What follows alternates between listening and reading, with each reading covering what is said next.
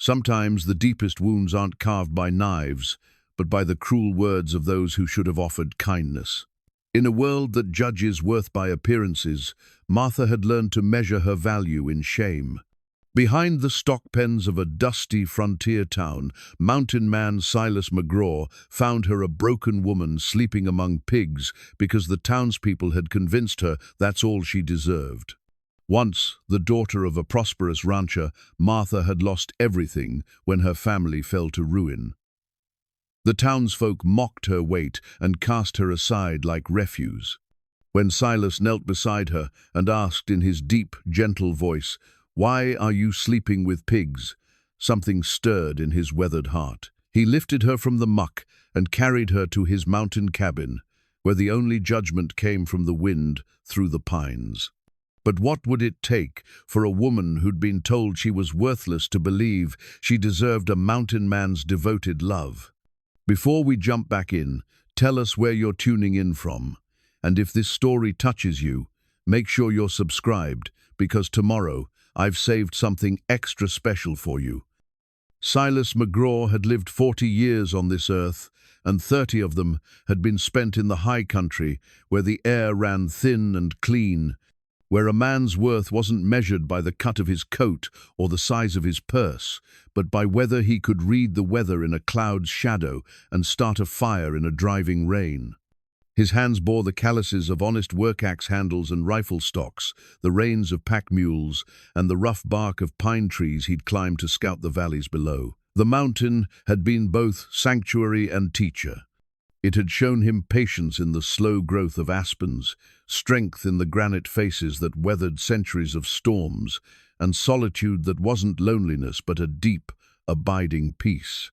His cabin sat tucked into a grove of blue spruce, built with his own hands from trees he'd felled and seasoned, chinked with mud and moss, warmed by a stone fireplace that threw dancing shadows across walls lined with his worn leather journal. That journal held pressed wildflowers, Indian paintbrush, and mountain laurel, sketched alongside careful drawings of elk tracks and weather patterns. Most men would see it as the hobby of an old bachelor gone soft, but Silas understood it as evidence of a world too beautiful to let pass unrecorded. He'd filled 3 such journals over the years, each one a testament to seasons watched and solitude embraced. But solitude, he'd learned, could grow heavy as winter snow on a cabin roof. There were evenings when the silence felt less like peace and more like absence, when he'd catch himself setting 2 plates out of habit that had never formed, or speaking aloud to his horses because the sound of his own voice had grown strange in his ears. That's what had drawn him down from the high country this particular evening in late summer, when the aspens had begun their first tentative turn toward gold, and the air carried that crisp promise of autumn. He'd told himself he needed supplies, coffee beans and salt pork, maybe a new pair of boots from the cobbler. But truth was, he needed to hear human voices, to remember that he was part of a larger world than wind and wildlife. The town of Cedar Falls had grown since his last visit, spreading like spilled water across the valley floor. New buildings crowded the main street, a hotel with glass windows that caught the evening light, a barber shop with a red-striped pole, and what looked like the beginnings of a proper church, its frame skeleton rising against the darkening sky. But growth hadn't brought kindness. As Silas rode his buckskin gelding down the rutted main street, he heard it in the laughter that followed, certain folks' laughter with sharp edges, meant to cut. He saw it in the way people stepped aside for some and crowded closer to others, creating invisible lines that divided the worthy from the unwanted. Behind Murphy's General Store, where the stock pens held cattle waiting for the morning drive, Silas caught sight of something that stopped him cold. At first, he thought it was a bundle of old rags tossed carelessly near the pig pen. Then the bundle moved, and he realized it was a woman. She lay curled on her side in the trampled straw, her dress once blue, he thought, though it was hard to tell through the grime torn at the shoulder and stained with mud. Her dark hair hung in matted tangles around a face that might have been pretty once, before hunger and despair had carved hollows beneath her cheekbones. She was a large woman, soft in the way that spoke of better times, when food was plentiful and worry was a stranger. The pigs regarded her with the indifferent curiosity of creatures who'd grown used to her presence. 1. A spotted sow, with intelligent eyes, lay pressed against the woman's back, as if offering what comfort a pig could give. Silas dismounted slowly, his boots making soft sounds in the dust. The woman didn't stir, though he could see the rise and fall of her breathing. She was alive, then, but something in her stillness spoke of a deeper weariness than sleep. As he drew closer, he caught fragments of the conversations drifting from the store's back door. Men's voices, casual and cruel. Still out there with them hogs, is she? Where else would something like that belong? Her daddy would roll over in his grave, seeing what she's come to. Daddy should have put her on a diet years ago. Maybe she wouldn't have eaten up the whole ranch. The laughter that followed made Silas's jaw tighten. He'd heard such talk before, the easy cruelty of people who measured worth by appearance and found satisfaction in another's misfortune. It was the kind of talk that drove men to the mountains, seeking something cleaner than human nature. The woman stirred as his shadow fell across her, and she looked up with eyes that held more wariness than hope. They were brown eyes, he noticed, deep as creek water in shade, though dulled now with exhaustion and something that looked like acceptance of whatever fresh humiliation was coming her way. "Mom," he said softly, removing his hat. His voice came out rougher than he'd intended, rusty from days of talking only to his horses. She struggled to sit up, pushing herself away from the pig that had been warming her back. The movement revealed more of her torn dress, and Silas quickly looked away, focusing on her face instead. "I'm not causing trouble," she said quickly, her voice barely above a whisper. "I'll move along, if you need the space." "Not my space to need," Silas replied. "I was just wondering if you might be hurt, or hungry." The question seemed to surprise her. She blinked several times, as if trying to make sense of words that didn't match her expectations. "I know, I'm fine, thank you." But even as she said it, her stomach gave a long, low growl that spoke of days without proper food. Color rose in her cheeks, and she wrapped her arms around herself as if she could muffle the sound of her own need. "When did you last eat?" Silas asked gently. She shook her head, not meeting his eyes. "I get by. People sometimes throw scraps." The words hit him like a physical blow. Scraps, like she was no better than the pigs she sheltered with. "What's your name?" "Martha," she said after a moment's hesitation, as if she wasn't sure she deserved to claim even that much. "Martha," he repeated, and the way he said it with respect, like she was a person worth knowing, brought tears to her eyes. "I'm Silas McGraw, and I'd like to know, if you don't mind my asking, why a woman would choose to sleep with pigs when there's a whole wide world out here." It was the question that would change everything, though neither of them knew it yet. Martha looked at him for a long moment, this tall, weathered man with kind eyes and calloused hands, this stranger who'd asked her name like it mattered. "Because," she whispered, her voice breaking on the word, "they're the only creatures in this town that don't look at me like I'm something disgusting." Silas felt something shift in his chest, like a mountain avalanche that starts with just one stone. He looked at this broken woman, saw past the grime and the torn dress and the soft curves that others mocked, and recognized something he'd been searching for without knowing it. Someone who understood what it meant to be judged and found wanting by a world that prized the wrong things. "Well then," he said, extending his hand to help her up, "maybe it's time you met someone who sees different." Martha stared at Silas's outstretched hand, as if it were a snake that might strike. No one had offered her help in so long that she'd forgotten what kindness looked like when it came without conditions or cruel laughter following behind. "I don't think you understand," she said, not taking his hand. I mean, look at me. Really look." Silas didn't flinch. His grey eyes took her in with the same steady attention he might give to tracking deer sign or reading weather patterns. No disgust twisted his features. No mockery lurked behind his expression. just patient consideration, as if he were seeing something others had missed. "I'm looking," he said simply. "I see a woman who's been treated poorly by folks who should know better. I see someone who's hungry and tired and deserves better than sleeping in pig straw." Martha's breath caught.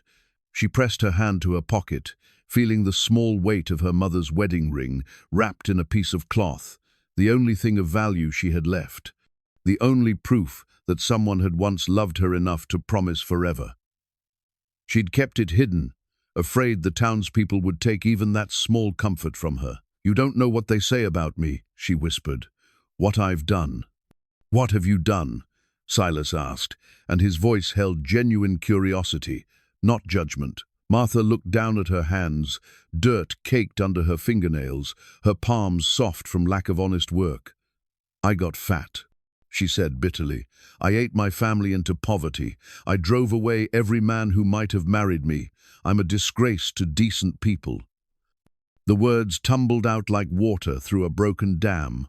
All the accusations she'd heard, whispered and shouted, all the shame she'd swallowed, until it had become part of her. But saying them aloud to this stranger somehow took away their power to cut quite so deep. Silas was quiet for a long moment, watching her with those steady grey eyes. Then he did something unexpected. He laughed. Not the cruel laughter she'd grown used to, but something warm and genuine. "Well," he said, "that's about the biggest pile of nonsense I've heard since a man in Denver tried to sell me a horse that could supposedly count to 20. Martha's head snapped up. "What? You heard me?" Silas crouched down beside her, bringing himself to her level. "Martha, I've spent 30 years in these mountains, and I've learned to read sign. Animal tracks, weather patterns, the character of a man by how he treats his horse. And what I'm reading here tells me you've been fed a steady diet of lies." He gestured toward the pigs. "These animals don't lie. They don't judge. They wouldn't accept you sleeping among them if you were truly as terrible as these people claim. Animals know character better than most humans do." Martha felt tears threatening again. "But I am fat. I am alone. Those things are true." "So?" Silas shrugged. "I'm ugly as a tree stump and twice as stubborn. Been alone for so long I sometimes forget how to talk to people. Does that make me worthless?" Despite everything, Martha felt her lips twitch toward what might have been a smile. "You're not ugly. See there, you're already seeing clearer than the folks in this town." Silas stood and again extended his hand. "Come on, let me get you somewhere warm and dry, somewhere you can wash up and eat a proper meal." "I can't pay you," Martha said quickly. "I don't have anything to offer. Did I ask for payment? Men always want something." Silas's expression sobered. "I reckon some do. But right now, all I want is to see you safe and fed. We can sort out the rest later." Martha looked at his hand again, calloused but clean, steady and patient. Behind them, she could hear more laughter from the store, more casual cruelty at her expense. The pigs grunted softly, settling in for the night, but they couldn't protect her from the cold that was coming, or from the men who sometimes thought a woman sleeping rough was fair game for whatever they had in mind. Slowly, she reached out and took Silas's hand. His grip was warm and firm, and when he helped her to her feet, he did it gently, as if she were made of something precious rather than shameful. For a moment, they stood face to face in the gathering dusk, and Martha found herself looking up into eyes that held no judgment, only a quiet strength that made her feel safer than she had in years. "My horse is just around front," Silas said. "Can you ride?" "I used to," Martha said. Before everything changed." "Good, we'll go slow." As they walked toward the front of the store, Martha caught sight of her reflection in the window glass. The woman looking back was almost unrecognizable, hair matted, dress torn, face gaunt with hunger and hollow with despair. She looked like exactly what the townspeople said she was, a creature more fit for pig pens than human company. But beside her reflection stood Silas McGraw, tall and solid, and unashamed to be seen with her. And for the first time in years, Martha wondered if maybe, just maybe, the person she saw in the glass wasn't the whole truth about who she was. "I should warn you," she said, as they reached his horse, a solid buckskin gelding with intelligent eyes. "If people see you helping me, they'll talk. They'll say things about you too." Silas checked the girth strap and shortened the stirrups. "Let them talk. I've been the subject of gossip before, survived it just fine." "But why?" Martha asked, the question that had been burning in her chest since he'd first spoken her name with kindness. "Why help someone like me?" Silas paused in his preparations and looked at her directly.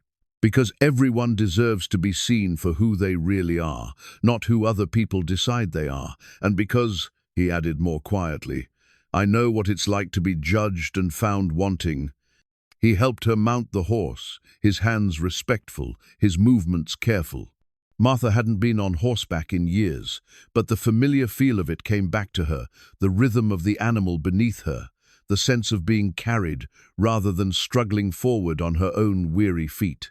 As they rode out of town, the voices from the store grew fainter, replaced by the evening sounds of the wilderness crickets beginning their night songs, the distant call of an owl, the soft thud of hoofbeats on packed earth. The mountain air was cooler and cleaner than the dusty atmosphere of the town, and Martha found herself breathing deeper than she had in months. "Where are we going?" she asked. "My place," Silas said simply. "Up in the high country. It's not much, but it's peaceful. No one to bother you or make you feel small." Martha closed her eyes and let herself imagine it a place where she could exist without shame, where the only judgment came from wind and weather rather than cruel tongues. It seemed too good to be true, too wonderful to hope for. But as they climbed the winding mountain trail, leaving the lights of Cedar Falls far below, Martha allowed herself to believe, just for a moment, that maybe her life was about to change in ways she'd never dared to dream. The cabin appeared through the pine trees like something from a dream Martha had given up hoping for. Built of solid logs chinked with clay and moss, it sat in a natural clearing where wildflowers grew thick among the grass. A stone chimney rose from the peaked roof, and warm yellow light spilled from windows that looked out on a view of peaks that stretched to the horizon. "It's beautiful," Martha whispered, and meant it. Silas dismounted and helped her down, his hands steady at her waist. "Built it myself," he said with quiet pride. "Took the better part of 3 years, working between seasons." Inside, the cabin was both rustic and comfortable. Hand-hewn furniture, well-made and sturdy. Shelves lined with books and his leather journals. A stone fireplace where embers glowed red in the grate. Everything spoke of a man who lived deliberately, who took care with his surroundings and found beauty in simplicity. "Sit," Silas said, gesturing toward a chair near the fire. "I'll get some food started." Martha perched on the edge of the chair, afraid to fully settle in case this kindness proved temporary. She watched as Silas moved around the small kitchen with practiced efficiency, building up the fire, filling a kettle with water from a hand pump, slicing thick pieces of bread and cheese. "When did you last have a hot meal?" he asked, without turning around. Martha had to think. "I'm not sure." "A few days, maybe longer?" Silas nodded but didn't press for details. Instead, he set a plate before her, simple food, but more than she'd seen in weeks. Bread, cheese, cold meat, and an apple that looked like it had been picked that very day. "Eat slow," he advised gently. "Your stomach's probably forgotten what plenty feels like." Martha took a small bite of bread, and the taste of it, yeasty and rich with butter, nearly made her weep. She'd grown so used to hunger that she'd forgotten food could be pleasure instead of just survival.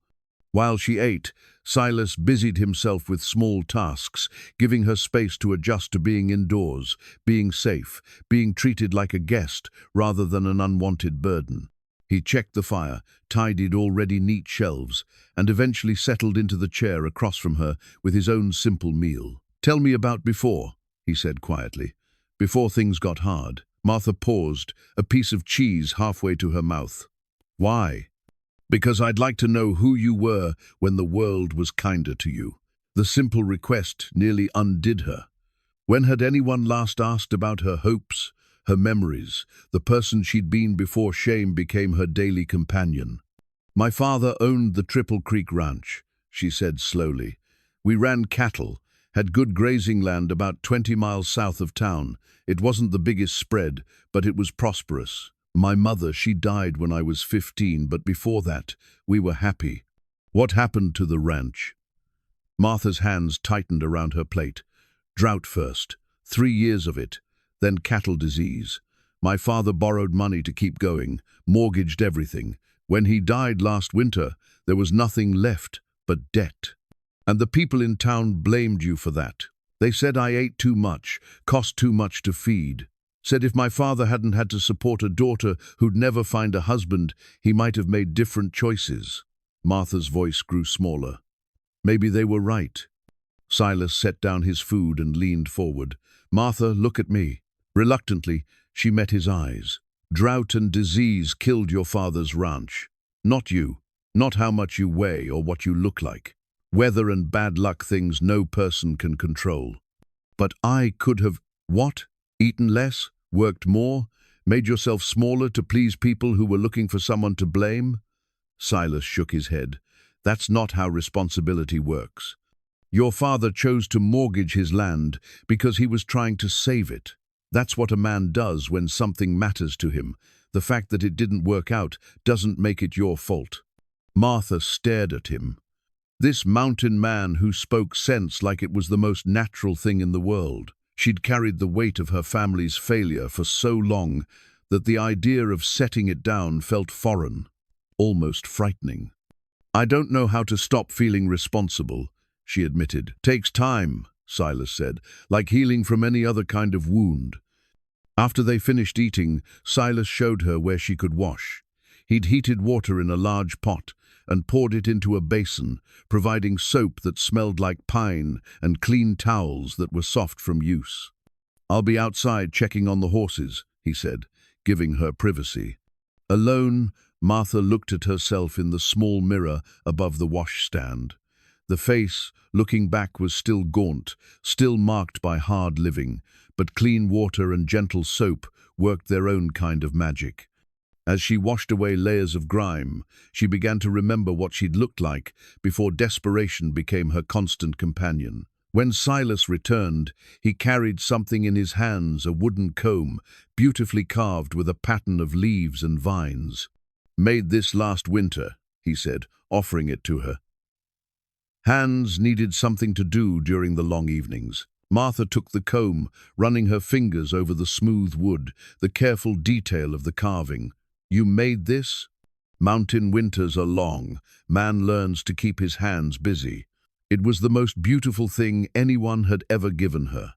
Not because of its material value, but because it had been made with care, with attention to detail, with the kind of patience that spoke of someone who found joy in creating beauty for its own sake. I can't take this, she said, though she clutched it tightly. It's not doing anyone any good sitting in my drawer, Silas replied. Besides, a woman should have proper things to care for herself with. Martha began working the comb through her tangled hair, wincing as it caught on knots and mats. But slowly, patiently, she worked through each section until her dark hair fell in clean waves around her shoulders. When she looked up, she found Silas watching her with an expression she couldn't quite read. Not the hungry look she'd learned to fear from men, but something softer, more wondering. Better, she asked. You look like yourself again, he said simply. That night, Silas made up a bed for her near the fire while he took the small loft above. As Martha lay beneath clean blankets, listening to the wind in the pines and the distant call of night birds, she felt something she'd almost forgotten existed.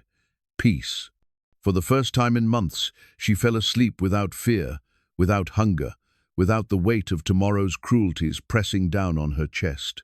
And in her dreams, she was clean and fed and safe, just as she was in this mountain sanctuary where kindness wasn't conditional on her appearance or her worth as others measured it. Martha woke to the smell of coffee and bacon, sounds she'd once taken for granted but had become foreign luxuries. Sunlight streamed through the cabin windows, painting everything in warm gold, and for a disoriented moment, she couldn't remember where she was or how she'd come to be in a real bed instead of pig straw. Then memory returned, along with a flutter of panic. Surely this kindness would prove temporary. Surely Silas would expect something in return, or grow tired of her presence, or come to his senses about helping someone the whole town considered worthless. "Morning," Silas said when she emerged from behind the blanket he'd hung for her privacy. "Sleep well?" Martha nodded, not trusting her voice. The simple question, asked without irony or hidden meaning, seemed too good to be real. "Coffee's ready. Breakfast in a few minutes." She watched him work at the stove, noting the easy competence of his movements, the way he seemed equally comfortable with domestic tasks as he was with the outdoor skills she'd observed the night before. Most men she'd known considered cooking women's work beneath their dignity. "Can I help?" she asked tentatively. "If you'd like. Can you handle eggs without breaking them?" It was such a normal question, the kind asked between equals, that Martha felt tears threaten again. "I think so. I used to cook for my father." Silas handed her a basket of eggs from his small henhouse outside. "These ladies provide well, better layers than some people are neighbors." As they worked together in the small kitchen, Martha began to relax. The tasks were familiar, comforting even. She'd forgotten how satisfying it could be to contribute something useful, to feel needed rather than merely tolerated. "You keep chickens," she observed. "And a milk cow. Old Bessie's probably wondering where her morning attention is." Silas glanced toward the door. "I usually tend the animals first thing, but didn't want to leave you alone this morning. Case you woke up thinking this was all a dream." The casual kindness of it, reshaping his routine to spare her confusion, made Martha's chest tight with unfamiliar emotion. "I did wonder," she admitted. "It's real," Silas said simply. "You're safe here." After breakfast, Martha insisted on washing the dishes while Silas tended his animals.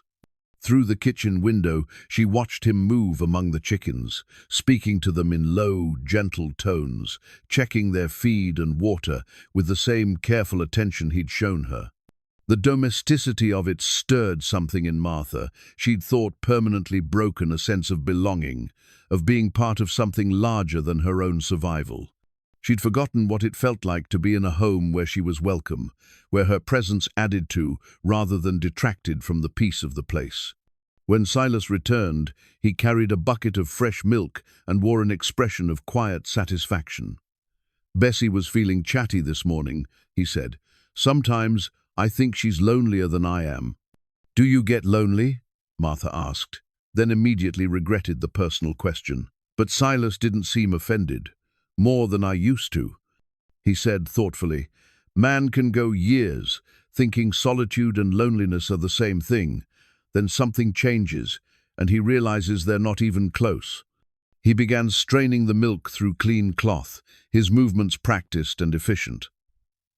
"What about you? Were you lonely before, or just alone?" Martha considered the question.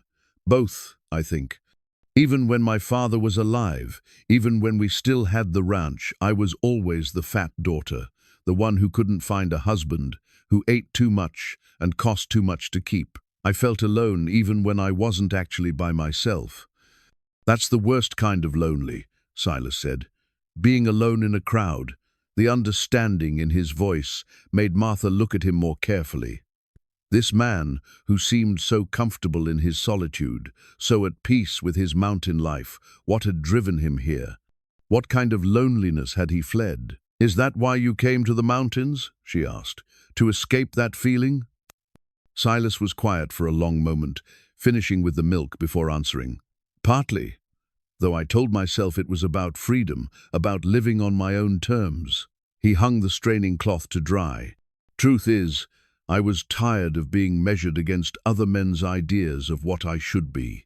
City life, civilized life, it never felt like it fit right. What did they expect you to be?" "Smaller," he said with a slight smile. in every way that mattered, less direct, more concerned with appearances, willing to compromise on things that seemed important to me. He leaned against the counter, arms crossed. I was never good at pretending to be something I wasn't. Martha nodded, understanding perfectly. I spent years trying to be smaller too, eating less, taking up less space, speaking more quietly. It never worked. I was still too much of everything they didn't want. Maybe, Silas said gently, the problem wasn't that you were too much. Maybe the problem was that they were too little. The words hit Martha like a physical blow, not painful, but shocking in their simple truth. She'd spent so long accepting the judgment of others that the possibility of their judgment being wrong had never occurred to her. I don't know how to think that way, she admitted. Takes practice, Silas said, like any other skill. As the days passed, Martha began to find her rhythm in the mountain sanctuary. She helped with the animals, cooked meals, tended the small garden where Silas grew vegetables and herbs. The work felt good, purposeful, and appreciated rather than merely endured. Silas proved to be an easy companion. He spoke when conversation was wanted, but didn't fill silence with unnecessary chatter. He was well-read, she discovered, his shelves holding books on everything from animal husbandry to philosophy, and in the evenings they often read by firelight, sharing passages that struck them as particularly wise or beautiful. It was during one such evening that the tranquility was shattered by the sound of horses approaching the cabin. Martha's blood turned to ice water at the familiar voices carrying through the night air. "McGraw, we know you're in there." Silas was on his feet instantly, moving to the window with the fluid grace of a man accustomed to danger.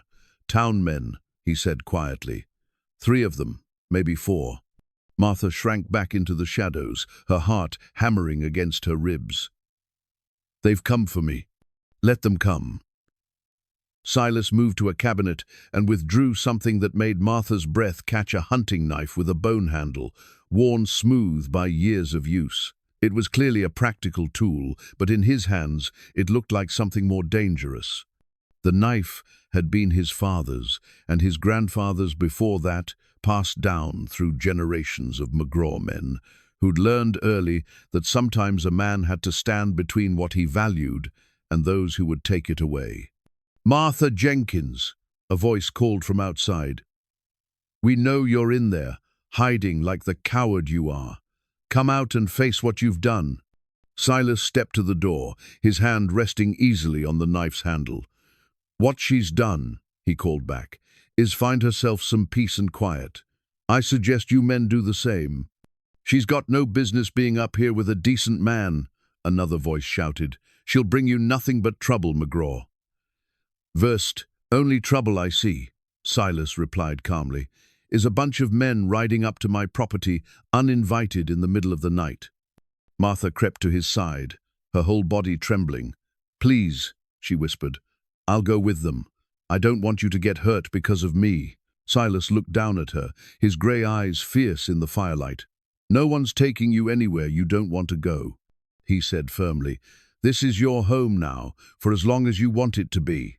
The simple declaration, "This is your home now," broke something open in Martha's chest that had been locked tight for years. Home. When had anyone last offered her that? When had she last belonged somewhere, mattered to someone, been worth protecting? "I won't let them hurt you," she said, meaning it with every fiber of her being. "And I won't let them hurt you," Silas replied. "That's what people do for each other when they care." Outside, the voices grew more agitated, more threatening, but inside the warm circle of firelight, Martha felt something new taking root in the place where shame had lived for so long, the radical possibility that she might actually be worth defending. The confrontation with the townsman passed without violence, but it left Martha shaken in ways that went deeper than fear. As she lay awake that night, listening to Silas's steady breathing from the loft above, she found herself thinking about the way he'd stood between her and those who would drag her back to shame. No one had ever done that for her before, not her father, who'd loved her but been too worn down by his own failures to fight for her, not the young men who'd courted her briefly before her weight became socially unacceptable. The next morning brought an unusual silence between them, heavy with things unsaid. Martha went about her morning tasks, feeding the chickens, collecting eggs, starting breakfast, but she could feel Silas watching her with a new kind of attention, as if the events of the previous night had shifted something fundamental between them. "We should talk," he said finally, when they'd finished eating and the morning chores were done. Martha's stomach clenched.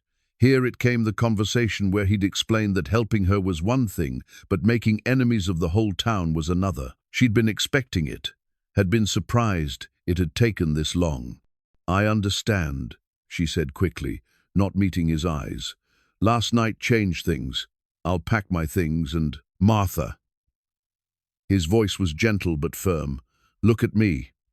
Reluctantly, she raised her head.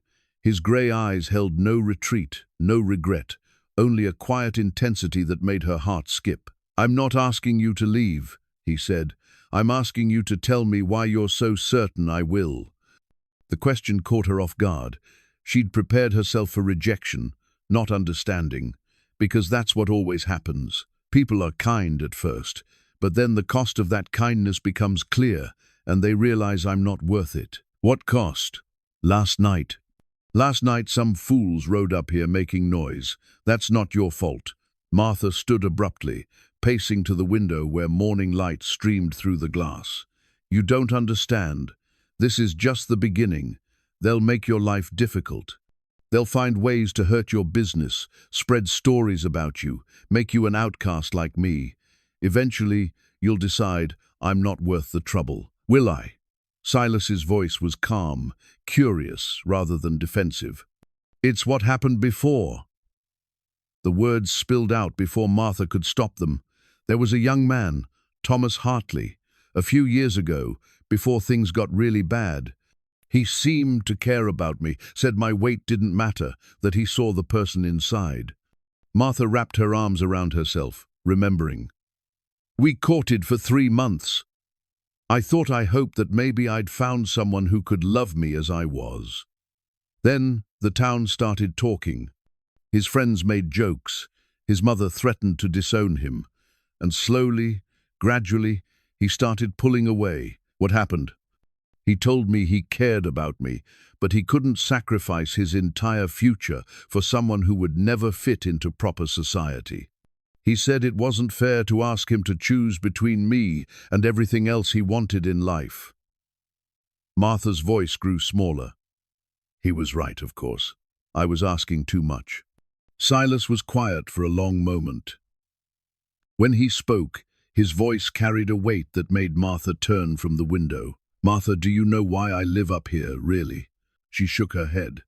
"Because down there," he gestured toward the distant town, "I was never allowed to be myself. I was too big, too direct, too unconcerned with the things that mattered to other people. I tried to fit in, tried to be what they expected, but it nearly killed something essential in me." He stood, moving to stand beside her at the window. "The last woman I courted this was years ago. Before I came to the mountains, she liked the idea of taming me, making me civilized. She wanted me to cut my hair, wear fancy clothes, learn to make small talk at dinner parties. Said she could help me become a proper gentleman. What did you do?" "I tried. For her, I tried to become smaller, quieter, more acceptable.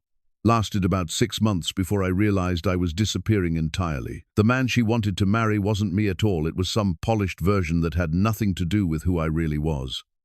Silas turned to face her fully. "Thomas Hartley was a coward, Martha. He wanted you to be grateful for scraps of attention while he waited for you to transform into someone socially acceptable. That's not love, that's conditional tolerance." Martha felt tears threatening. "But what if I can't change? What if this is just who I am?"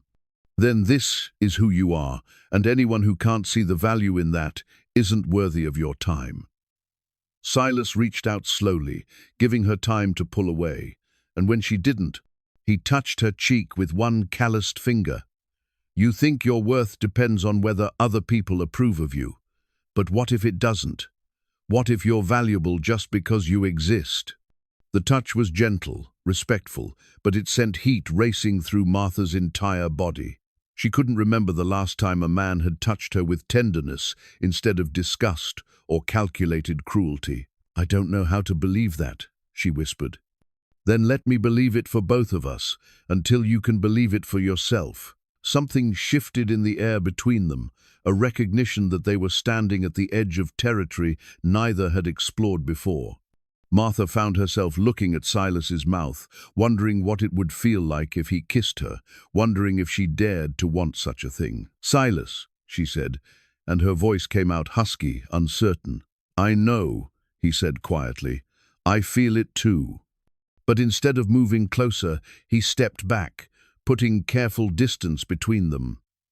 The rejection stung, even though Martha knew it was probably wise. "It's too soon," he said, as if reading her thoughts.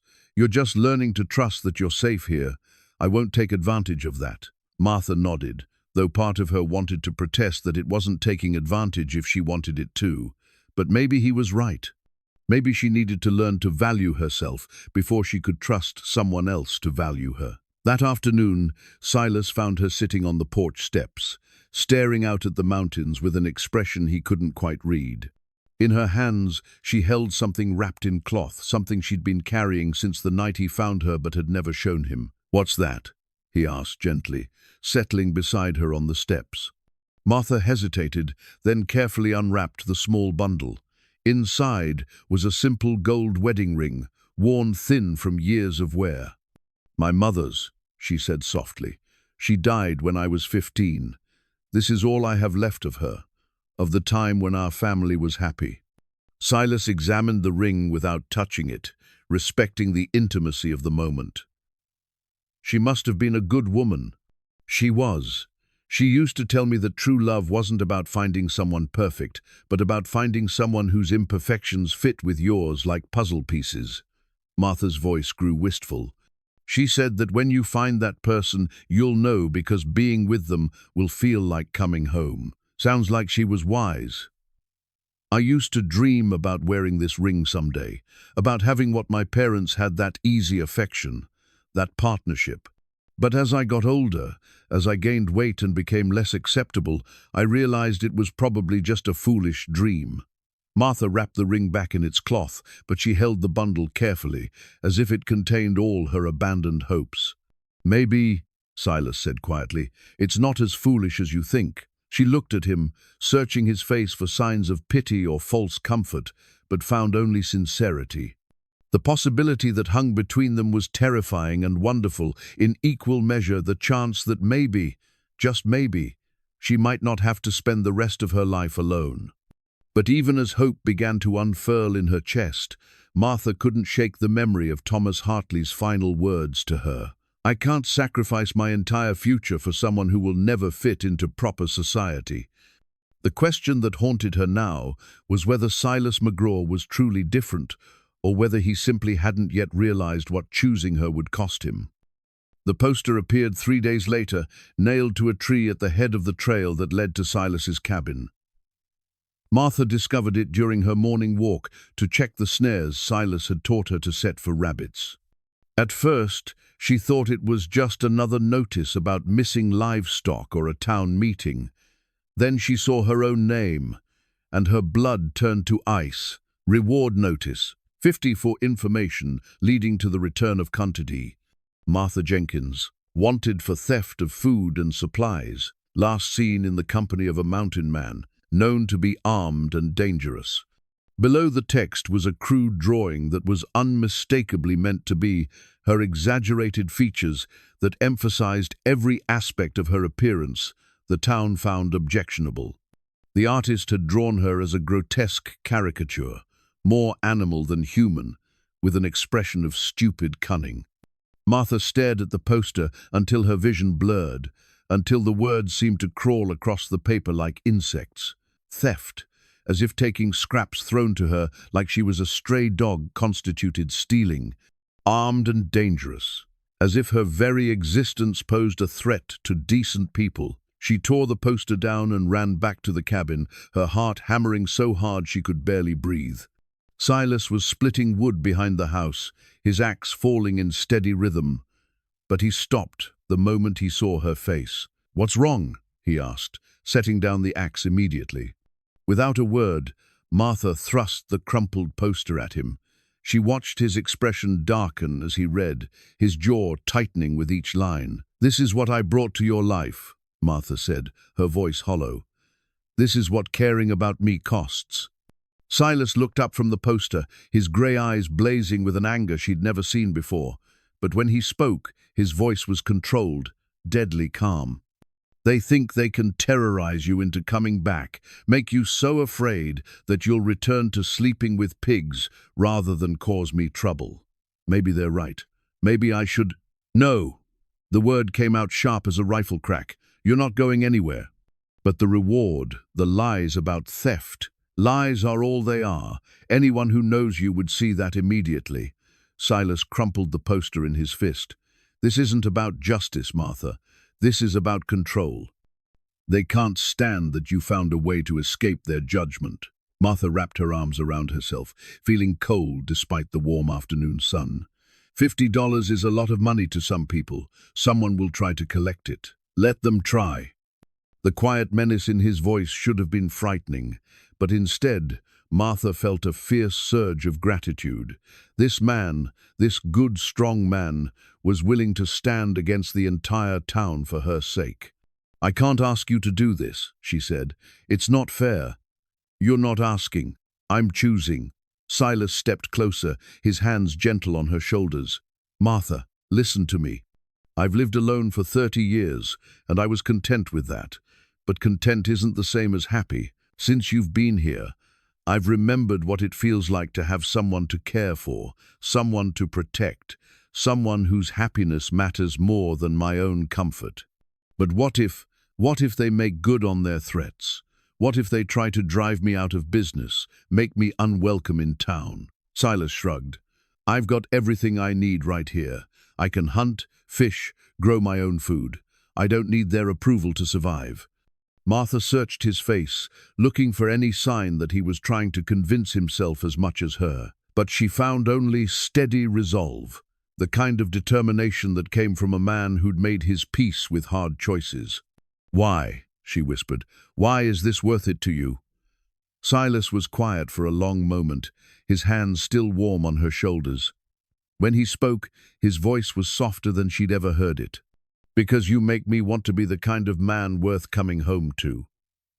Because when I see you feeding the chickens in the morning, or reading by the fire at night, or laughing at something I've said, when I see you happy and safe and free from their poison, I feel like I'm living instead of just surviving." The words hit Martha like a physical blow, so sweet and unexpected that she couldn't quite process them.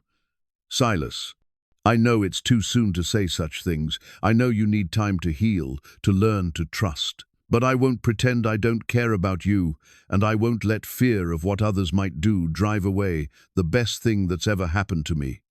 Martha felt tears spilling down her cheeks, not tears of sorrow this time, but something closer to overwhelming relief. "I care about you too, more than I thought possible, but I'm so scared." "Of what?"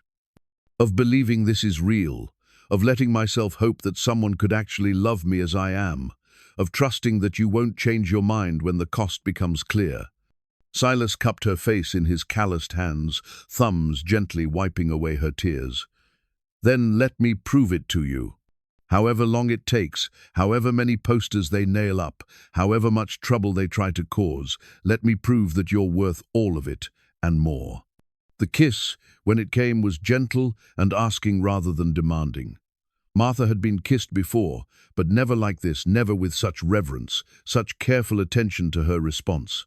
When Silas pulled back, his eyes searched hers for any sign of regret or fear.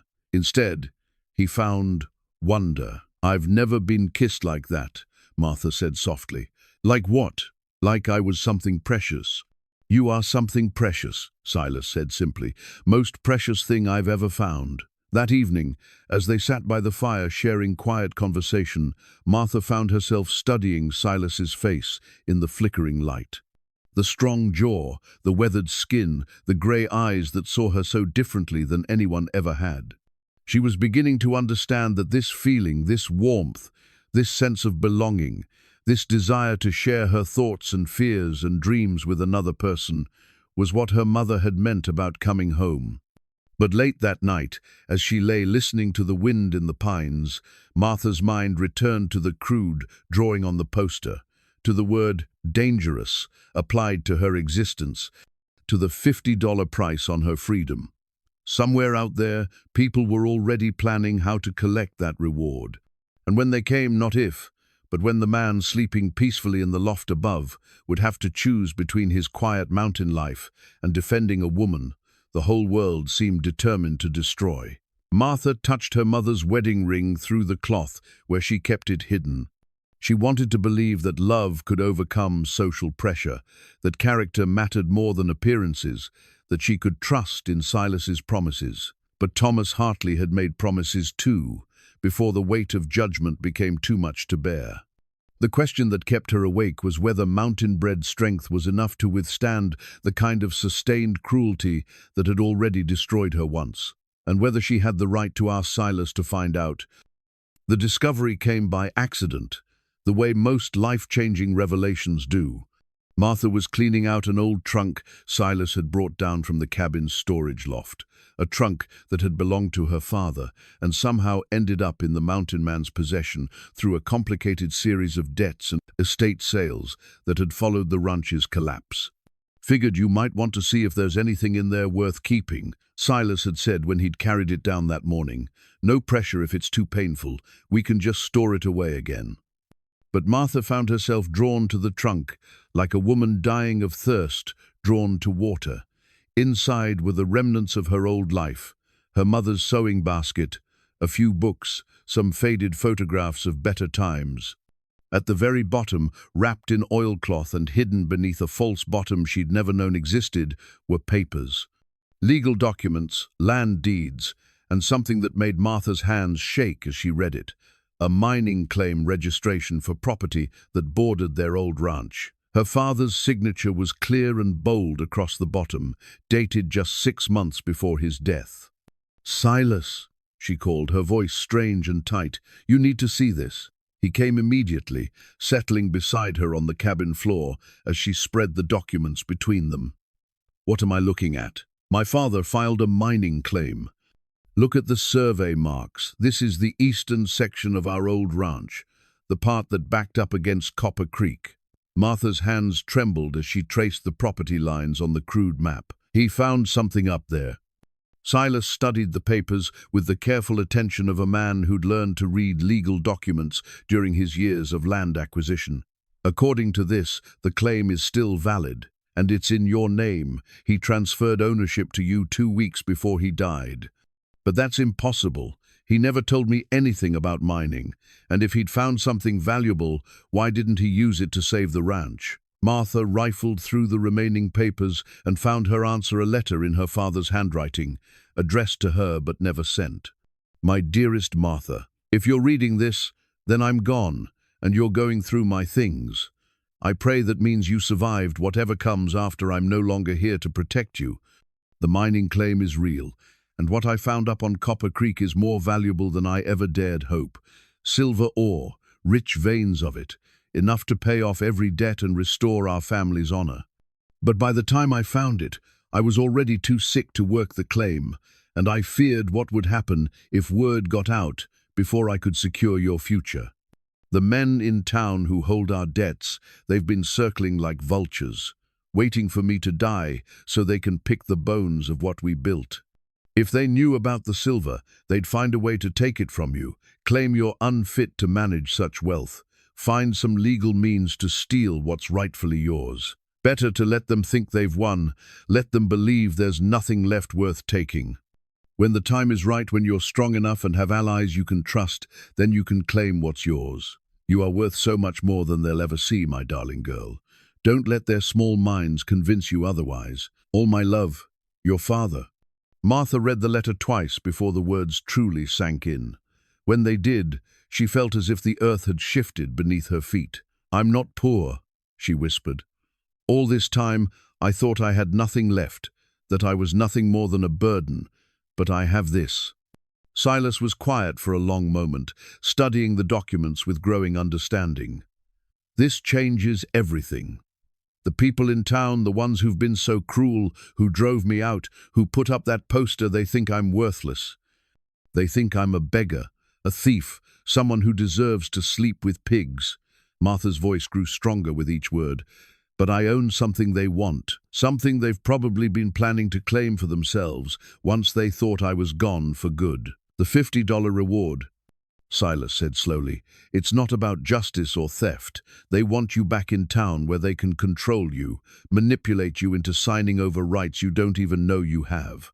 Martha thought about the men who'd ridden up to the cabin, their aggressive insistence that she return, their claims that she had no business being with a decent man. It hadn't been about morality at all, it had been about money. "They must know about the mining claim," she said. "Some of them anyway. That's why they've been so determined to drag me back." "The question is," Silas said carefully, "what do you want to do about it?" Martha looked around the cabin that had become her sanctuary, at the simple life she'd been building with this good man who'd seen value in her when no one else could. Part of her wanted to burn the papers, to pretend she'd never found them, to continue living in peaceful obscurity where her worth wasn't measured in silver ore and legal documents. But another part of her, a part that sounded like her father's voice, whispered that running away wouldn't change the fundamental problem. Those people in town would continue to hurt others like her, would continue to use shame and cruelty as weapons against anyone who didn't fit their narrow definitions of acceptable. "I want them to know," she said finally. "I want them to understand that the woman they cast aside, the woman they convinced was worthless, the woman they treated like an animal, I want them to know that she's worth more than all of them combined." Silas nodded slowly. "That's going to mean going back, facing them directly." "I know. They won't make it easy. Even with legal documents, they'll try to find ways to challenge your claim, to paint you as unfit or incompetent. Let them try." Martha carefully folded the papers, feeling stronger than she had in years. "I've got something now that I didn't have before. The mining claim." "No," Martha said, meeting his eyes. "I've got someone who believes in me. Someone who's shown me that my worth doesn't depend on their approval." She reached for his hand. "That changes everything." Silas squeezed her fingers gently. "Whatever you decide to do, I'll stand with you. Even if it means leaving this peaceful life behind. Even if it means fighting battles that aren't really yours." "Martha," Silas said, his voice soft but certain, "your battles became mine the moment I decided I couldn't live without you." The words sent warmth flooding through Martha's chest. For the first time since she'd found the documents, she allowed herself to truly consider what they meant. Not just financial security, but power. The power to stand up to those who'd crushed her spirit. The power to help others who found themselves in similar circumstances. The power to prove that a person's value couldn't be determined by their appearance or social status. But most importantly, it meant she could offer Silas a partnership of equals, not a broken woman grateful for scraps of kindness, but a woman of means who chose to love him not out of desperation, but out of genuine feeling. "There's something else," she said, her heart racing with the audacity of what she was about to suggest. "Something I want to ask you, but I need you to know that your answer won't change how I feel about you." Silas waited patiently, giving her time to find her courage. "When this is all settled, when I've claimed what's mine and faced down those people in town, would you consider marrying me? Not because I need rescuing, but because I can't imagine building a life with anyone else." The smile that spread across Silas's weathered face was like sunrise after the longest night of winter. "Martha Jenkins," he said, "I thought you'd never ask." The preparation took 3 days, but Martha approached each task with the methodical patience her father had taught her when planning ranch operations. This wasn't about revenge, it was about justice, dignity, and reclaiming her rightful place in a world that had tried to erase her. On the first day, she and Silas rode to the county seat to verify the legal standing of her mining claim. The clerk, a thin man with spectacles and ink-stained fingers, confirmed what the documents had stated. Martha Jenkins was the legal owner of mining rights to a significant portion of what had once been the Triple Creek Ranch. "Valuable claim," the clerk noted, consulting his records. "There have been inquiries about it, men asking if it was available for purchase, if the owner might be interested in selling." "What kind of men?" Silas asked. "Town council members from Cedar Falls, mostly. Banker named Morrison. Merchant called Patterson. They seemed quite interested in acquiring the rights." Martha and Silas exchanged glances. The pieces were falling into place, the sudden interest in her return, the reward poster, the pressure to bring her back to town. They'd been planning to manipulate her into selling the claim for a fraction of its worth, probably convincing her she was lucky to get anything at all. On the second day, Martha insisted on visiting the mining site itself. It was a hard ride up narrow mountain trails to reach Copper Creek, but when they arrived, she understood why her father had been so hopeful. The creek ran clear and cold over rocks that glinted with silver ore, and the shaft he'd begun to dig showed rich veins of metal threading through the stone. "It's real," Martha said, kneeling by the creek and running her fingers through the icy water. "All of it. We really were sitting on a fortune all those years." "Your father was a smart man," Silas observed, examining the mining equipment her father had cached nearby. "He knew this would change everything for you." Martha found something else hidden near the mining site, a small leather journal, her father's final gift. Inside, pressed between pages of careful notes about ore samples and extraction methods, were wildflowers he'd picked for her mother years ago, along with letters he'd written but never sent. The letters spoke of his love for both his late wife and his daughter, his regrets about not protecting Martha better from the town's cruelty, and his hopes that someday she would find happiness with someone who could see her true worth.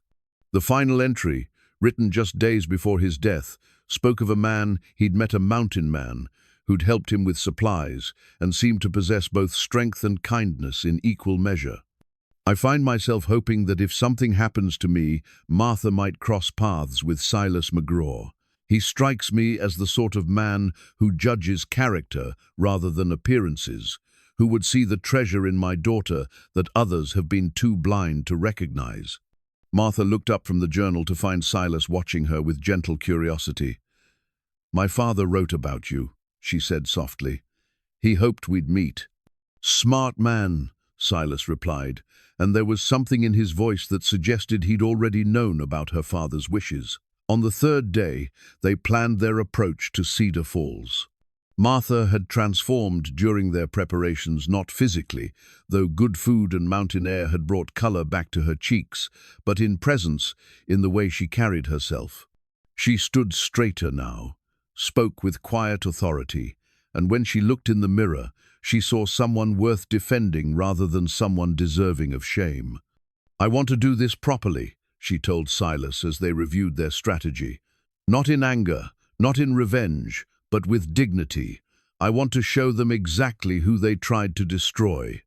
They would arrive in town during the weekly market day, when most of the population would be gathered in the central square. Martha would present her legal claim publicly, establish her ownership of the mining rights, and make it clear that she was no longer the broken woman they'd driven away. "There's something else," Martha said, her hand moving instinctively to the cloth bundle that contained her mother's wedding ring. "I want to ask them why. Why they felt the need to be so cruel to someone who was already suffering. What satisfaction they found in kicking someone who was already down." "You might not like the answers," Silas warned gently. "I know, but I need to understand. If I'm going to move forward, if I'm going to build something better, I need to understand what I'm working to change." That evening, their last night before the confrontation, Martha sat by the fireplace reading from her father's Bible, another artifact from the trunk that had revealed her inheritance. The pages were well worn, filled with pressed flowers and loving notes written in the margins, proof that her father had never stopped believing in her worth. She is clothed with strength and dignity. She can laugh at the days to come. Martha read aloud from Proverbs, her finger tracing words her father had underlined. She speaks with wisdom, and faithful instruction is on her tongue. "Your father marked that passage?" Silas asked, settling beside her on the small sofa they'd moved closer to the fire. "Among others." "Look." Martha showed him page after page of carefully highlighted verses about worth, courage, justice, and the importance of standing up for those who couldn't defend themselves. He was preparing me for this moment, even then, teaching me that my value doesn't come from what others think of me. Silas studied the marginalia scripture references connected by her father's careful hand, building a theological argument for dignity and self-worth that had nothing to do with social approval. "He loved you very much," Silas said quietly. "Yes, he did. And he believed I was strong enough to handle the truth about the mining claim when the time came." Martha closed the Bible carefully, holding it against her chest. "I won't disappoint him." As they prepared for bed, Martha found herself studying Silas with new eyes. Tomorrow would test everything they'd built together, would reveal whether their love could withstand public scrutiny and social pressure. But tonight, in the warm glow of firelight, she felt nothing but certainty. "Are you nervous?" she asked, as he banked the fire for the night. "About tomorrow? No." Silas straightened, meeting her eyes across the cabin. "I'm proud. Proud to stand beside you, proud to be chosen by someone with your courage. What if they're cruel? What if they say things about us, about you for choosing me? Then they'll prove themselves to be exactly what we already know they are." Silas moved to her, taking her hands in his. "Martha, do you remember what you asked me the other day, about whether I'd consider marrying you?" She nodded, suddenly breathless. "I've been thinking about that, about what it would mean, what kind of life we could build together." His thumbs stroked across her knuckles, a gesture that had become familiar and precious. "I know we plan to face the town first, to settle the business with your inheritance, but I keep thinking, why wait? Why give them the satisfaction of witnessing something so private and beautiful?" Martha's heart began to race. "What are you saying?" "I'm saying that if you're willing, I'd like to marry you tonight. Here, in front of the fire, with the mountains as our witnesses. Let tomorrow be about justice and dignity and proving your worth to people who should have seen it all along. But tonight could be about love." Martha looked at this man who'd found her sleeping with pigs and seen someone worth saving, who'd offered her safety and grown into offering her partnership, who'd stood between her and those who would harm her without hesitation or regret. "Yes," she whispered, and the words seemed to light up the cabin brighter than any fire. "Yes, I want to marry you tonight." As Silas went to retrieve her mother's wedding ring from its hiding place, Martha felt the last pieces of her broken heart clicking into place. Tomorrow would bring confrontation and challenge, but tonight would bring something infinitely more precious. The moment when Martha Jenkins stopped being a woman in need of rescue and became Martha McGraw, equal partner to a man who'd learned to see her as clearly as she was learning to see herself. The marriage ceremony had been simple and perfect, just the two of them, the fire crackling in the hearth, and promises spoken with the mountains as witnesses. Now, as Martha rode beside her husband toward Cedar Falls, she felt the weight of her mother's wedding ring on her finger and the strength that came from knowing she was no longer facing the world alone. Market day had drawn crowds from throughout the valley, and the town square buzzed with activity when Martha and Silas arrived. Conversations gradually quieted as people noticed them, whispers spreading through the crowd like ripples across still water. Martha heard her name spoken with surprise, disgust, curiosity, and something that might have been fear. She dismounted slowly, deliberately, giving everyone time to see that she was not the broken woman who'd fled months ago.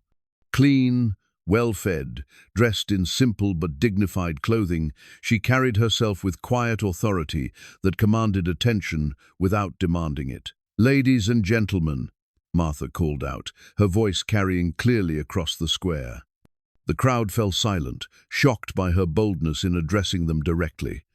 "I have an announcement to make." From the gathered townspeople, she picked out familiar faces: the banker Morrison, merchant Patterson, the shopkeeper's wife, who'd once called her a disgrace, the young men who'd made sport of mocking her weight. All of them stared at her with expressions ranging from confusion to outright hostility. "Many of you knew my father, Robert Jenkins of the Triple Creek Ranch," Martha continued. "You knew him as a good man who worked hard and treated his neighbors fairly. When drought and disease destroyed his livelihood, some of you helped him. Others," her gaze swept across certain faces in the crowd, "chose to profit from his misfortune." Banker Morrison stepped forward, his face red with indignation. "Now, see here, Martha. Your father's debts were legitimate business arrangements. No one forced him to mortgage his land." "You're absolutely right," Martha said calmly. "My father made his choices, and he lived with the consequences.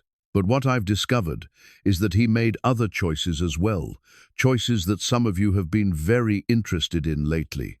She reached into her saddlebag and withdrew the legal documents, holding them high enough for everyone to see. "My father filed a mining claim on the eastern section of our old ranch 6 months before his death. A legitimate claim, properly registered with the county, for mineral rights to land rich with silver ore. The reaction was immediate and telling. Morrison's face went pale.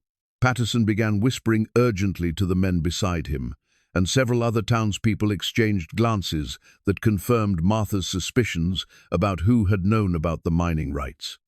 "Furthermore," Martha continued, her voice growing stronger, "my father transferred ownership of those rights to me 2 weeks before his death.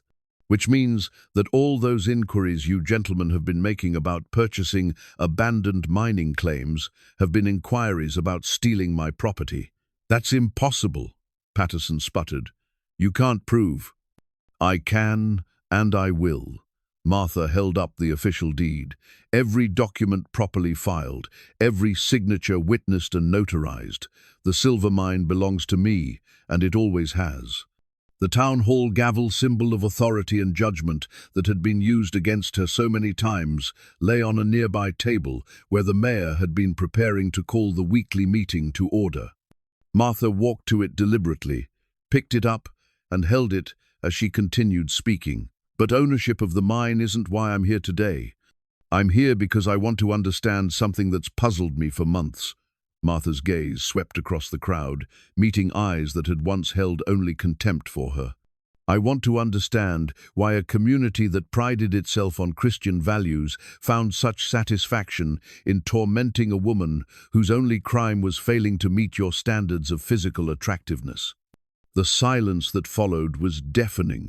Martha saw people looking at their feet, shifting uncomfortably, whispering to each other behind raised hands. "I want to understand why you convinced a grieving daughter that she was responsible for her father's failure, that her very existence was a burden too great for any family to bear."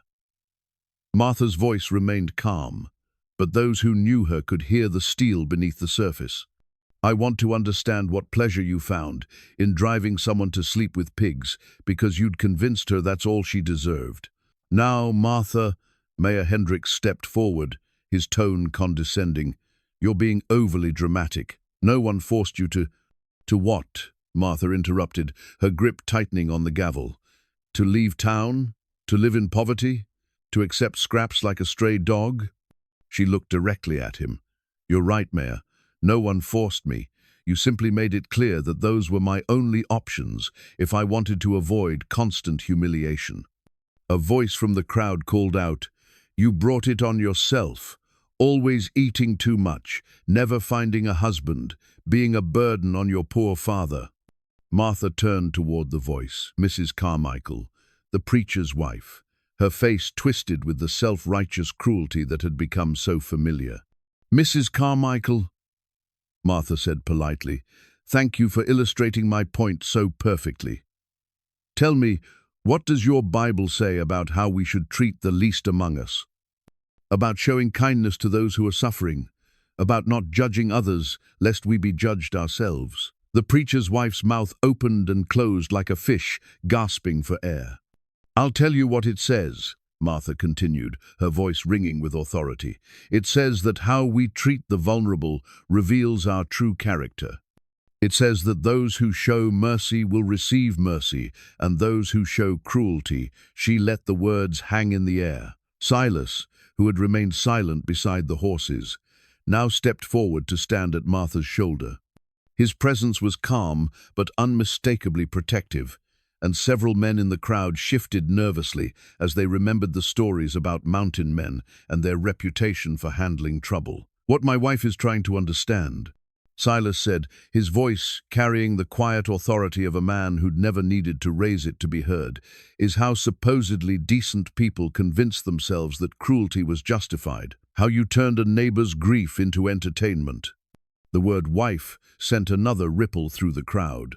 Martha saw shock, disbelief, and in some faces, a calculating reassessment of the situation. You married her? Morrison asked, his voice filled with incredulity. I married her, Silas confirmed, because I was smart enough to see what all of you missed, that Martha Jenkins is worth more than this entire town combined. Martha felt a surge of love and gratitude so strong it nearly took her breath away. But she also saw something else in the crowd's reaction, the first glimmerings of understanding that they might have misjudged both the situation and the woman they'd dismissed so easily. So here's what's going to happen, Martha said, setting the gavel back on the table with deliberate precision.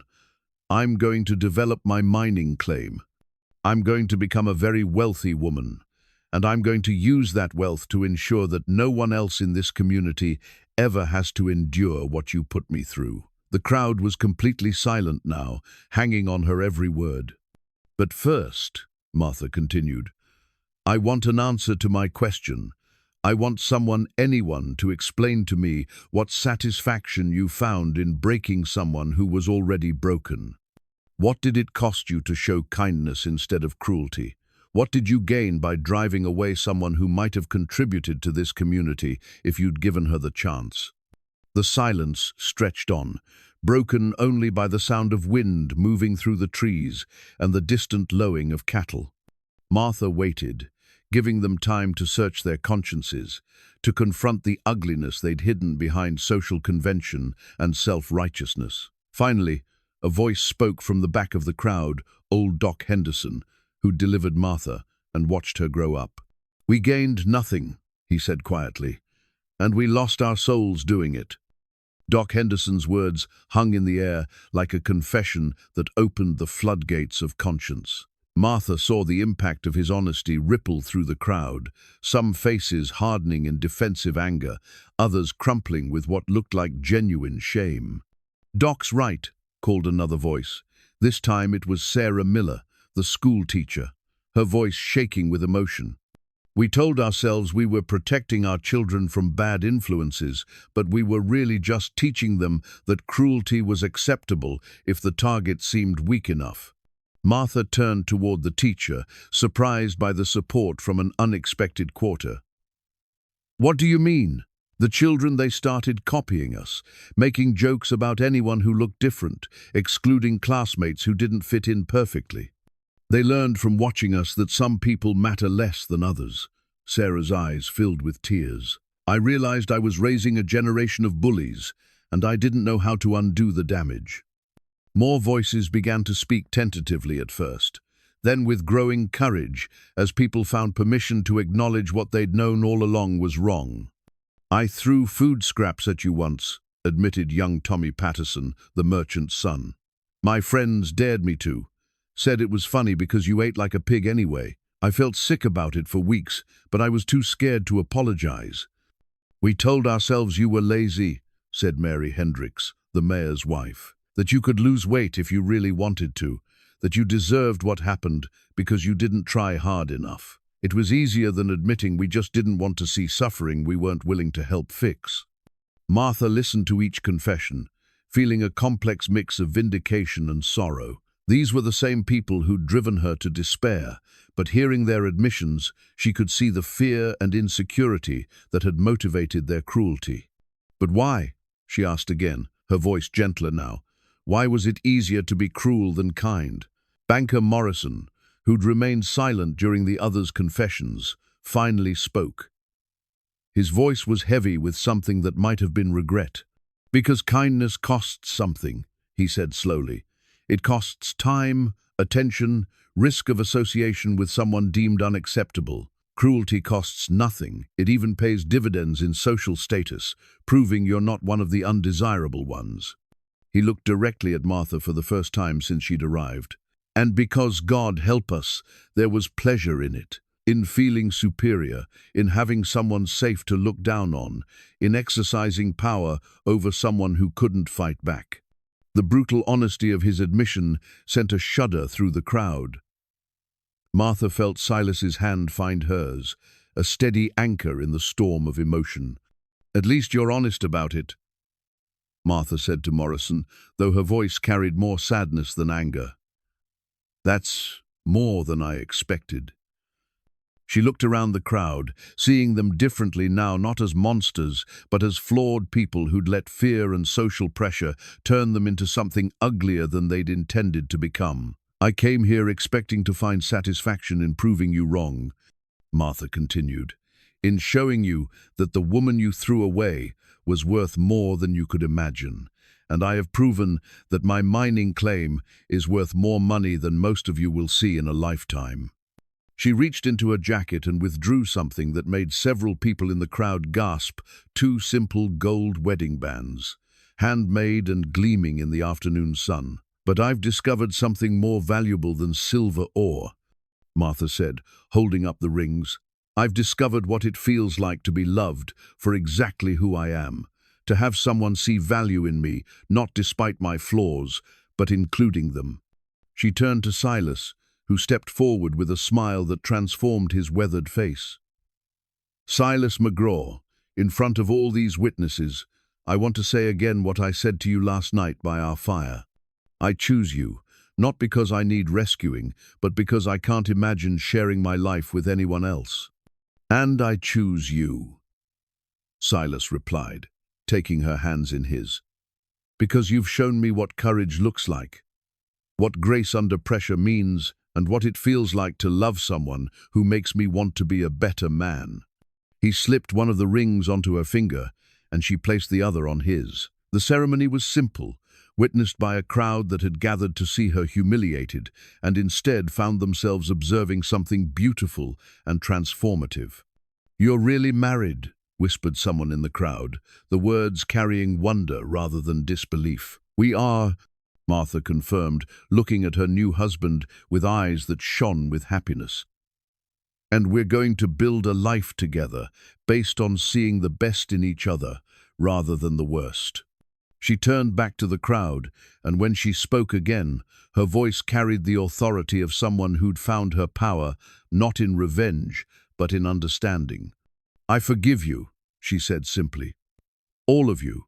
Not because what you did was acceptable, but because carrying anger would poison the happiness I've found." The words hit the crowd like a physical blow. Several people began to weep openly. "But forgiveness doesn't mean forgetting," Martha continued. "It doesn't mean pretending that words and actions don't have consequences. What happened to me will never happen to anyone else in this town if I have anything to say about it." Mayor Hendricks stepped forward, his official demeanor finally replaced by something more human. "What do you want from us, Martha? What would make this right?" Martha considered the question carefully. "I want you to remember. I want you to remember what it felt like to hear those confessions today, to see yourselves clearly for what you became. And I want you to choose differently the next time you encounter someone who's struggling, someone who doesn't fit your idea of perfect." She gestured toward the schoolteacher. "I want children in this town to learn that every person has value, regardless of how they look or what challenges they face. I want them to understand that kindness is always a choice, and it's always the right choice. And I want to establish a fund, Martha added, surprising even herself with the decision that crystallized as she spoke. A portion of the profits from my mining operation will go toward helping people who find themselves in desperate circumstances, people who need food, shelter, or just someone to believe in their worth when they've forgotten it themselves. The crowd was silent, absorbing the magnitude of what she was offering. Not punishment, but redemption. Not revenge, but transformation. Doc Henderson spoke again, his voice thick with emotion. "You're a better person than we deserve, Martha McGraw." "Maybe," Martha said with a slight smile. "But I learned something important on that mountain. People become better when they're given the chance to be better, when someone sees potential in them and refuses to give up on it." She looked at Silas, whose steady presence had been the foundation upon which she'd rebuilt her sense of self-worth. "My husband showed me what I was capable of becoming when someone believed in me. Maybe this town can learn the same lesson." As Martha and Silas prepared to leave, people began approaching them individually, some to offer apologies, others to ask hesitant questions about how they might contribute to the fund she'd mentioned, still others simply to look closely at the woman they'd driven away and see clearly what they'd failed to recognize before. Martha accepted each interaction with grace, seeing in these tentative overtures the first signs that real change might be possible. Not immediate, not perfect, but genuine progress toward becoming the kind of community that lifted people up rather than tearing them down. As they mounted their horses to return to the mountain, Banker Morrison called out one last question. "Will you stay? Will you live here again?" Martha looked at the town square, at the faces turned toward her with mixtures of hope and uncertainty, at the place that had been the source of so much pain, but might yet become something better. "We'll visit," she said finally. "We'll be part of this community's healing, but our home is in the mountains now, where we learn to see each other clearly." She smiled, and for the first time since her return, it was a smile entirely free of pain or defensiveness. Some of the most beautiful views require a little distance to appreciate properly. 1 year later, Martha McGraw stood before her sewing machine in the sun-drenched workroom of their expanded mountain cabin, putting the finishing touches on a dress that would have seemed impossible to imagine when Silas first found her sleeping among pigs. The fabric was simple blue cotton, nothing fancy or expensive, but it had been cut and sewn with care, designed to fit the body she had rather than the body others thought she should possess. The dress represented more than clothing. It was a declaration of self-acceptance, sewn by her own hands, beautiful in its simplicity and perfect fit. Martha had learned to make garments that celebrated her figure rather than hiding it, that reflected her personality rather than conforming to others' expectations. Each stitch was an act of rebellion against years of shame, each careful seam a testament to her newfound understanding of her own worth. "It's beautiful," Silas said from the doorway, where he'd been watching her work, with the quiet appreciation that had become as natural as breathing between them. "It's me," Martha replied, holding up the finished dress to admire her handiwork. "Finally, completely me." Their life together had settled into rhythms that felt as natural as the changing seasons.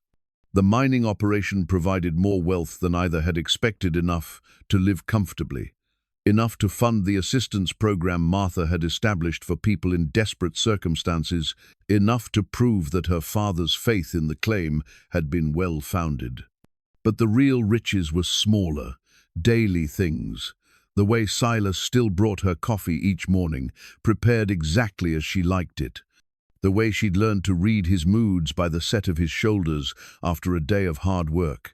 The conversations that could last deep into the night, or the comfortable silences that needed no words at all. The cabin itself had grown to accommodate their expanding life.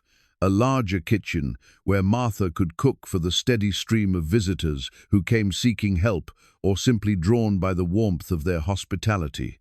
A workshop where Silas crafted furniture and tools with the same patient attention he'd once given to his carved comb. a library where they spent winter evenings reading aloud to each other from books ordered from distant cities.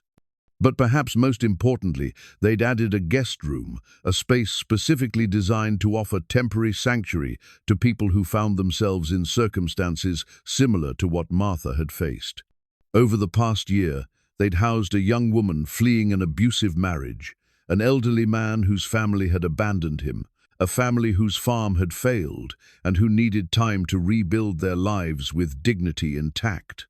Each guest taught them something new about the many forms human suffering could take and the many ways that simple kindness could begin the process of healing. Martha had discovered that her own experience of being cast out and restored gave her unique insight into helping others navigate similar journeys. A knock at the door interrupted her thoughts. Silas went to answer it and returned with Sarah Miller, the schoolteacher who'd become an unexpected ally and friend in the months since Martha's dramatic return to town. "I hope I'm not intruding," Sarah said, though her smile suggested she knew she was always welcome. "I have news about the scholarship fund." Martha set down her sewing and gestured for Sarah to sit by the fire, where coffee was always ready for visitors. "Good news, I hope?" "Better than good. We've received applications from 12 young people who want to continue their education, but whose families can't afford to send them away to school. Smart, motivated children who might otherwise never get the chance to develop their potential." The scholarship fund had been Martha's idea, a way to ensure that poverty didn't become a barrier to education in their community. She'd seen too many bright minds wasted because their families couldn't afford books and tuition, too many dreams abandoned because no one believed they were worth investing in. 12, Martha repeated, pleased. "That's wonderful. Have you had a chance to review their essays?" "I have." And Martha. Sarah's voice grew thick with emotion. "Several of them wrote about you, about what your story meant to them, about learning that their worth isn't determined by other people's opinions." Sarah pulled out a folded paper from her bag. "May I read you something? This is from Emma Patterson, you remember, the merchant's daughter. She's applied to study medicine." With Martha's nod, Sarah began to read. "I used to think that being different was something to be ashamed of. I watched how the adults in my town treated Mrs. McGraw before she married, and I learned that people who didn't fit the normal expectations were fair targets for cruelty. But when she came back and showed us who she really was, strong, intelligent, successful, and worthy of love, I realized that the problem was never with her. The problem was with us for being too small-minded to see her value. I want to become a doctor because I want to heal people, but not just their bodies. I want to help heal the kind of thinking that makes communities turn against their own members. I want to be the kind of person who sees potential where others see problems, who offers help where others offer judgment. Mrs. McGraw showed me that the most important thing isn't whether you fit in, it's whether you have the courage to be exactly who you're meant to be, even when that's difficult or unpopular. She taught me that real strength comes from lifting others up, not tearing them down." Martha felt tears gathering in her eyes. "She wrote that?" "She did, and she's not the only one. Your story has changed how these young people think about difference, about kindness, about what it means to be part of a community." After Sarah left, Martha and Silas walked together through their mountain meadow, where wildflowers bloomed in profusion and the air carried the clean scent of pine and possibility. It was the same walk they'd taken countless times over the past year, but Martha never tired of the view, the peaks stretching endlessly toward the horizon, the creek running clear and cold through rocks that still glinted with silver, the cabin nestled among trees like something from a dream of home. "Do you ever regret it?" Silas asked as they paused beside the creek where her father had discovered their fortune. "Giving up the chance for revenge? You could have destroyed the people who hurt you." Martha considered the question, running her hand through the icy water where silver ore caught the afternoon light. "What would that have accomplished? They would have suffered. I would have remained bitter, and nothing good would have grown from the pain." She straightened, wiping her wet hand on her skirt. This way, helping Emma Patterson become a doctor, providing sanctuary for people who need it, teaching children that kindness is always a choice. This way creates something lasting and beautiful. Even for the people who hurt you, especially for them. They have to live with the knowledge of what they became, but they also get the chance to become something better. That's a gift, not a punishment. As the sun began to set behind the mountains, painting the sky in shades of gold and rose, Martha and Silas made their way back to their cabin. Smoke rose from the chimney, dinner waited on the stove, and the evening stretched ahead of them, full of quiet contentment and the easy intimacy of two people who'd learned to see each other clearly. Before going inside, Martha paused to look back at the valley below, where the lights of Cedar Falls were beginning to twinkle in the gathering dusk. It was no longer a place of pain for her, but neither was it home. Home was here, in this mountain sanctuary, with this man who'd seen worth in her, when she couldn't see it in herself. "What are you thinking?" Silas asked, following her gaze. "I'm thinking about that night you found me," Martha said softly. "When you asked why I was sleeping with pigs, I told you it was because they were the only creatures who didn't look at me like I was disgusting. I remember. I was wrong, though. It wasn't that they saw me differently. It was that they saw me clearly as someone who needed warmth and companionship and simple acceptance. They didn't judge me or find me wanting. They just saw someone who belonged there with them in that moment." Martha turned to face her husband, this mountain man who'd taught her that love wasn't about becoming acceptable to others, but about accepting yourself completely. "You were the first human being to see me that way," she said, "to look at me and see someone who belonged exactly where she was." Silas smiled, the expression transforming his weathered face with warmth that had nothing to do with the setting sun. "And you were the first person to make me understand that belonging isn't something you achieve by changing yourself to fit other people's expectations. It's something you create when you find someone who sees the world the same way you do." As they walked through their door together, Martha caught sight of herself in the window glass, not the broken woman she'd been a year ago, but someone confident and loved and certain of her place in the world. The reflection showed a woman wearing a simple blue dress that fit perfectly, a gold wedding ring that caught the firelight, and an expression of deep contentment that spoke of someone who'd finally come home to herself. Outside, the wind moved through the pines with the sound of ancient wisdom, and somewhere in the distance, nightbirds called to each other across the darkness. Inside their warm cabin, Martha and Silas McGraw settled into another evening of the life they'd built together, a life founded not on society's approval, but on the radical revolutionary act of seeing clearly, loving completely, and refusing to let the world's cruelty diminish their capacity for joy. The woman who'd once slept with pigs because she'd been told that's all she deserved had become a woman who slept each night in the arms of someone who cherished her exactly as she was. And in the morning, she would wake up ready to continue the work of building a world where such transformation was possible for anyone brave enough to believe they deserved it.